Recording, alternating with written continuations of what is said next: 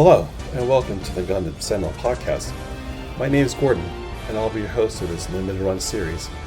Gundam Sentinel is a side story set in the Universal Century timeline of Mobile Suit Gundam. I've always loved this IP, and I wanted to share my love analysis of this with you. This does, however, contain spoilers for other works in the Universal Century timeline, so be warned. I hope you guys enjoy. So let's get into it.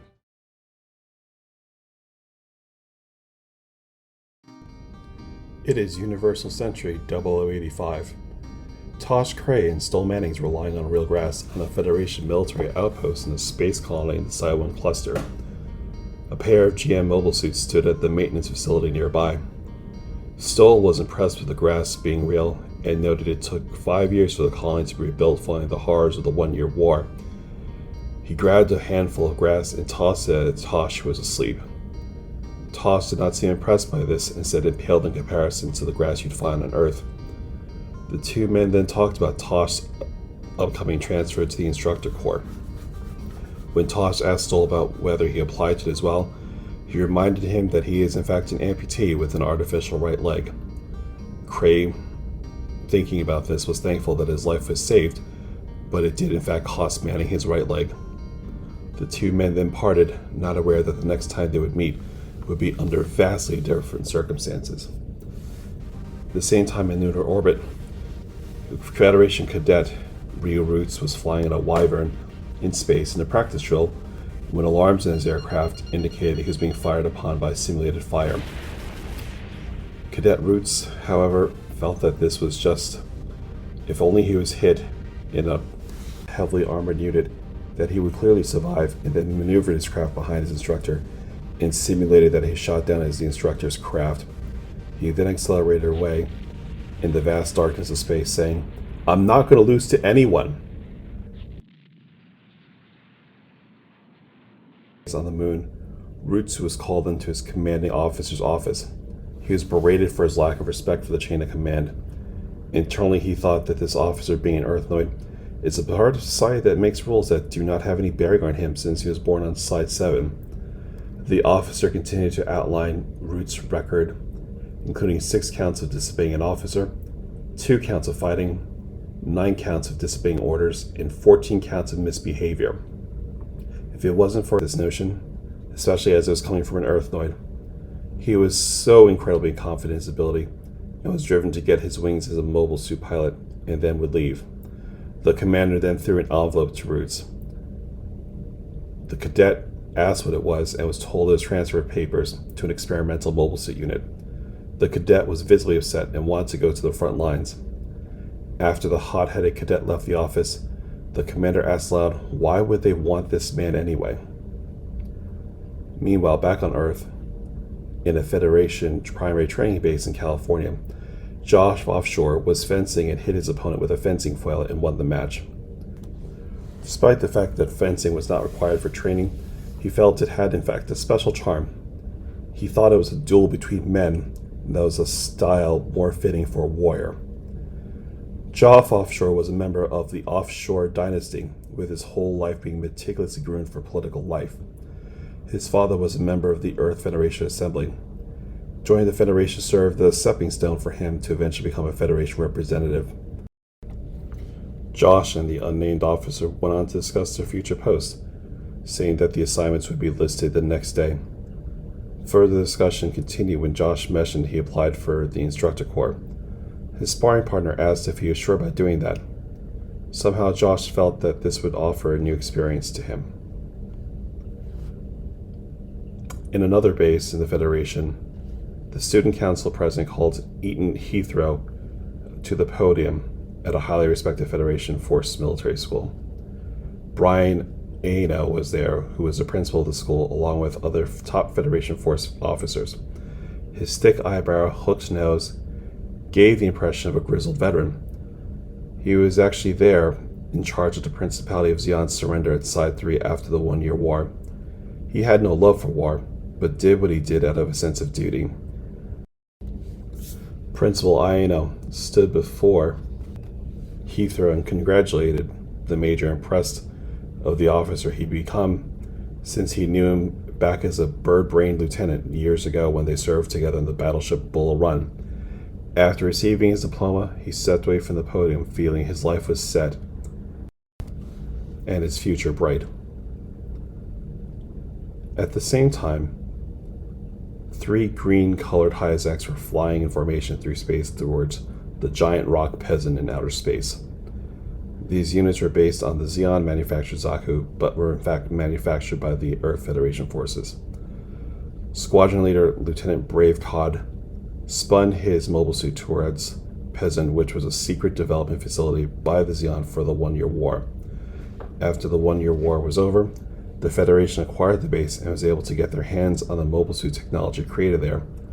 Cod requested permission to land his combat space patrol, but grumbled to himself, what was the point of a combat space patrol if there's no enemy? He set his integrated maneuver propulsion controls, which actually had 4 basic functions including cruising, space combat, landing, and walking, and set his unit to landing mode. After he left his mobile suit, he spoke to one of the maintenance crew on Peasant about a no mobile suit he noted in the mobile suit bay. He asked the tech if the suit was based off a Xeon design. The technician, in fact, said, only partially, but was mostly based on a new design. Cod had wondered if this suit was manufactured by Anaheim Electronics, a company that acquired the Xeonic Company, who were the primary manufacturers of Xeon mobile suits during the 1-year war. The technician told Cod that, in fact, the unit is based on something called the X series, which is partially based on the Xeon's next-generation mobile suit. The first unit was named the Xeku Eins. It was at this moment he found out that his tour would be extended on Peasant by the outgoing commander as part of the Instructor Corps, and would be setting up a new base of operations there. To make up for this extension in his duty, Commander Pod had also informed him he would get to use the newly created Xeku Eins.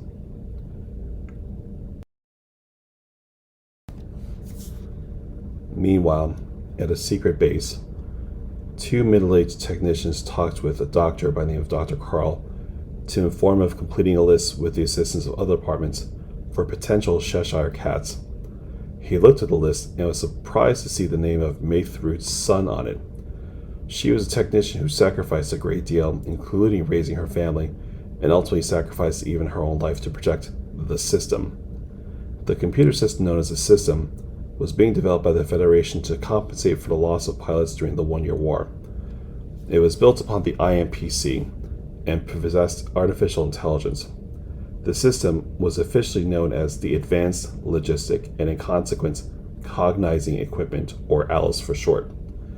It was designed to be connected to the onboard learning computer system of a mobile suit, such as the one found in the RX-78, and would analyze all potential situations in combat, to be able to determine tactical decisions independently.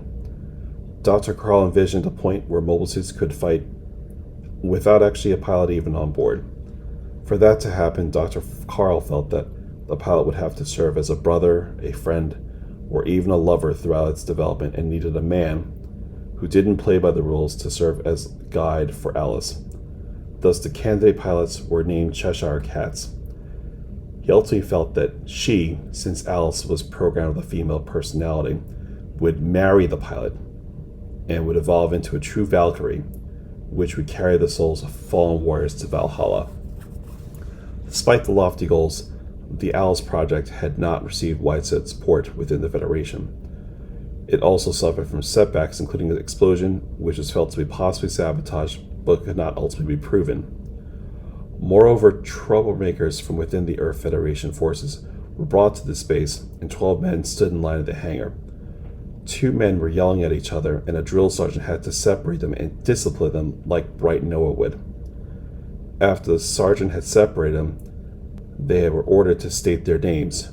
Ryu Roots said one, Shin Crypt the other. The sergeant then yelled and cursed at them to let them know that this base was in fact a madhouse.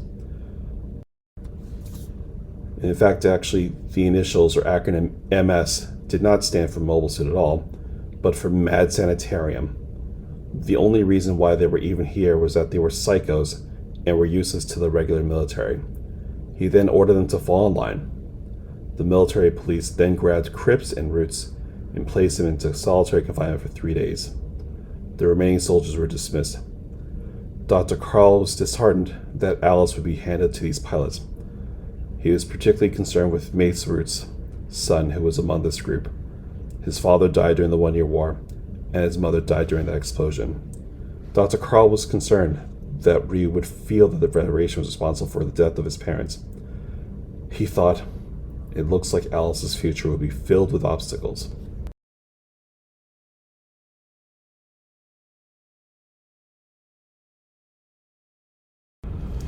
So, at this point, what would a Gundam podcast be without talking about actual mobile suits?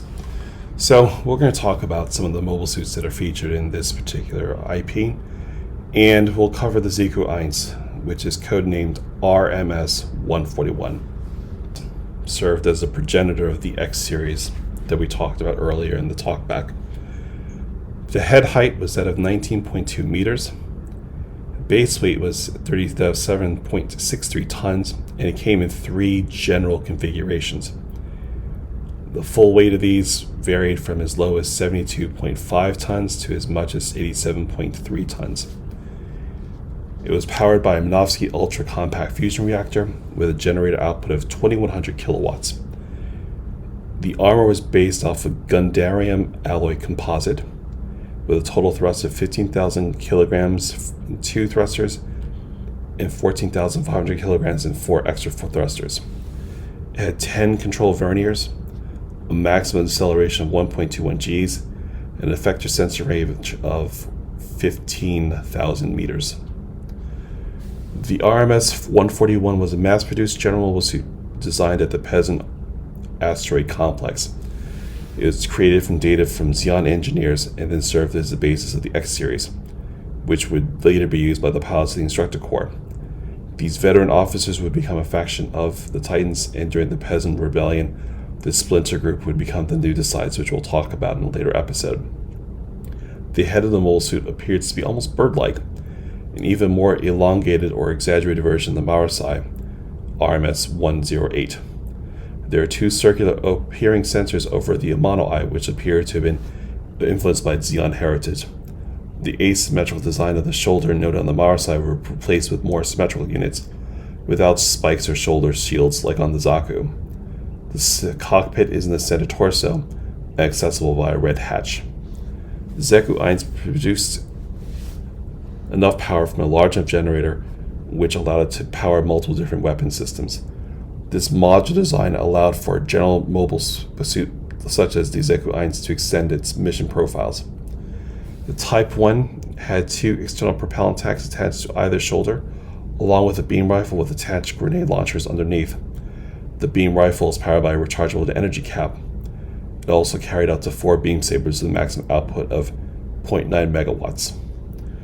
Type 2 is meant for a long-range assault. It possesses a long-range beam smart gun with a disc radome mounted on its left shoulder. It also has a shield mounted where the 2 propellant tanks of Type 1 are on either shoulder, or both shoulders.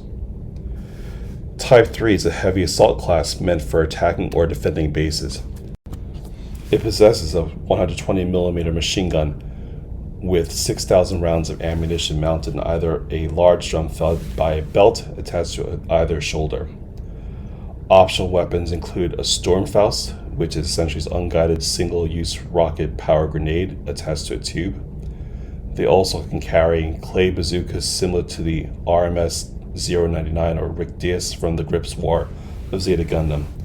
It also can carry 2 missile pods on either shoulder replacing the drum kit of Type 3 and carries 3 mid-range missiles per pod. Now we'll go over the Wyvern, which was also featured in this episode. It is a Federation-built spacecraft with a length of 15 meters, a wingspan of 9.5 meters, a base weight of 15.3 tons, and a full weight of 20 tons. It had an armor that was based off a Gundarium gamma alloy composite. Propulsion was provided by rocket thrusters with 10,500 kilograms in 2, with a maximum acceleration of 1.05 Gs. Served as a space fighter able to fly in the atmosphere and also in space. The front fuselage is based on the core fighter system that's seen in the original Gundam series, and possesses a delta wing frame which resembles the Wave Rider form, bit of a tongue twister, of the Zeta Gundam, and Zeta Plus, which serves as an ideal trainer craft for mobile suit pilots who will go on to use these transformable suits. I think at this point, it's a good time to now talk a little bit about the analysis of this prologue for the whole book. It sets the various themes and introduces the myriad of major characters that'll be featured in this side story. It's set in between the events featured in Gundam 0083 Stardust Memory and the Grips War depicted in Zeta Gundam. The novel was written by Masaya Takahashi and is entitled Gundam Sentinel, A.L.I.C.E's Confession. Takahashi would go on to be the CGI designer of Blade Phantom Master, the 3D character designer of the Pokemon Destiny Deoxys movie, and co-director of Tokyo Ghoul. One of the things that grabbed my attention about the series, as I've probably talked about before, was that the characters were actual soldiers. There were no teenagers caught up in the war is hell trope. It is one of the first Gundam stories in the Universal Century to not feature new types. The mobile suits were merely tools or weapons to use in the battlefield. To me, Hajime Katoki made the mobile suits appear to be more realistic or credible, more militaristic feel. The Xeku Eins is an excellent example of this. I'll talk a little bit more about its features, but on first blush you can see a lot of the Republic of Xi'an made Zaku 2 along with the Titans manufactured Marasai in it. However, the different weapons loadout image seen in the Gundam Wars 3 book looks incredibly detailed and realistic. You can see it has various loadouts available for various mission parameters. So, talking about the Gundam Sentinel novel itself, clearly the writer was influenced by Lewis Carroll's famous 1865 masterpiece, Alice's Adventures in Wonderland. Several themes or plot devices were clearly taken from the seminal work. For one, the artificial intelligence created be more prominently featured in upcoming chapters is named Alice, and is given a female personality. Also, the candidates felt to be potential pilots able to properly harness and unleash Alice were all male pilots. They were named Cheshire Cats by the scientists and technicians running this project. They envisioned that the Cheshire Cat would provide challenges to Alice in order for it to completely develop and serve as a guide. There have been some have, in fact, interpreted the Cheshire Cat with his very large grin. Cheshire Cat's that mobile suit, in fact, or MS rather, stood for Mad Sanitarium as even a further allusion to Alice in Wonderland.